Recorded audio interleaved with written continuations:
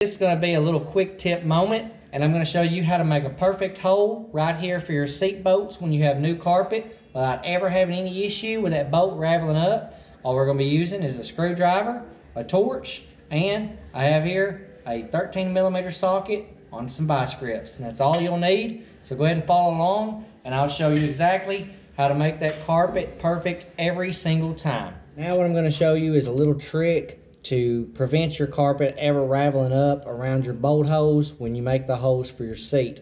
Now I've got just a sharp edge screwdriver here. I'm going to be sticking it up through the bottom of the floorboard until it sticks the hole right here through this carpet. Okay, I've made me a reference point here, just double checking. It is where the hole is for the seat, and also check going straight back, there's two more right there.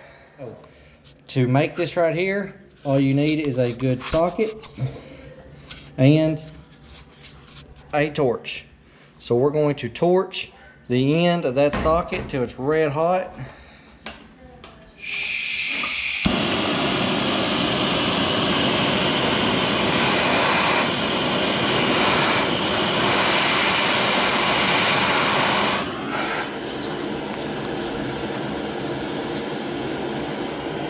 Now you want to take that socket and stick it straight down over that.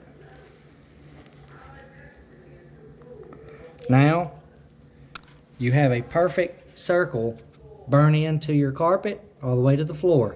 Now there's no issues at all with that bolt having any contact with that carpet. Just a quick tip.